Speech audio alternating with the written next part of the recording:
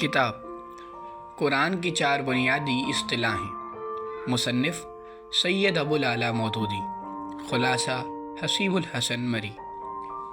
इस किताब के अंदर सैयद अबुल आला मौदूदी ने कुल कुरान मजीद की चार बुनियादी इस्तिलाहों का जिक्र किया है। आज सबसे पहली इस्तिलाह इलाह का खुलासा जानेंगे। हम सब कहते हैं कि ला इलाहा इल्लल्लाह, ये नारा सुनते और बोलते हैं, लेकिन क्या वाकई हम समझते हैं कि कुरान में इलाह का क्या मफ़हूम है?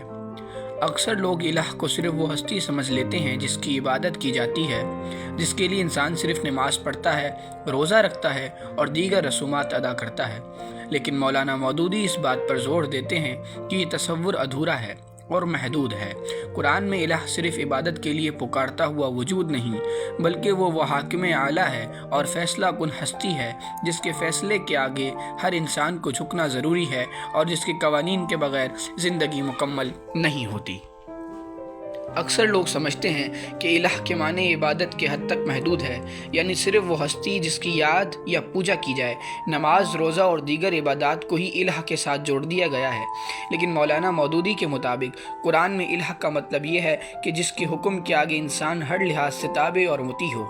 ये सिर्फ इबादत का मामला नहीं, बल्कि ज़िंदगी के हर शोबे, चाहे वो इखलाक, कानून, सियासत और माशरत हो, में इसकी हाकमियत को मानना लाजिम है। अगर इंसान किसी और को हाकिम या कानून साज मान ले तो वो अमली तौर पर अल्लाह के सिवा किसी और की इबादत कर रहा है, ख्वाह ज़बान से तौहीद का दावा ही क्यों न करे।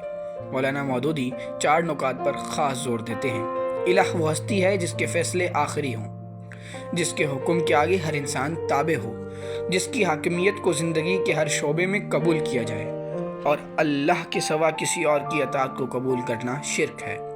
अगर इंसान अल्लाह के हुक्म के ख़िलाफ़ निज़ाम, कानून या माशरती रिवायत की पैरवी करे तो वो दरअसल किसी और को इलाह मान रहा है।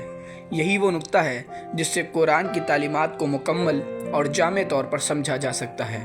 मौलाना मौदूदी बताते हैं कि इलाह की हकीकी मफ़हूम को महदूद कर देना दीन का मकसद अधूरा कर देता है। कुरान में इलाह की तारीफ़ सिर्फ इबादत के लिए नहीं, बल्कि ज़िंदगी के हर पहलू में उसकी हाकमियत के लिए की गई है। ये कहना कि अल्लाह सिर्फ इबादत का मुस्तहिक है और ज़िंदगी के दीगर शोबों में क़वानीन या निज़ाम की तश्कील किसी और से ली जाए, ये कुरान के मफ़हूम की खिलाफ वर्जी है।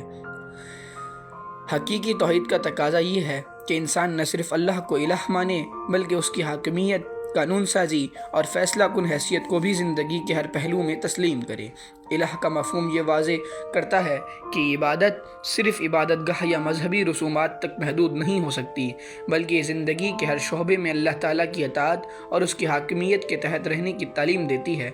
इसी वजह से कुरान में इलाह की तारीफ़ को महदूद करने से इंसान की फ़िक्री और अमली ज़ाविये में कमी वाक़ हो जाती है और दीन की असल तालीम अधूरी रह जाती है।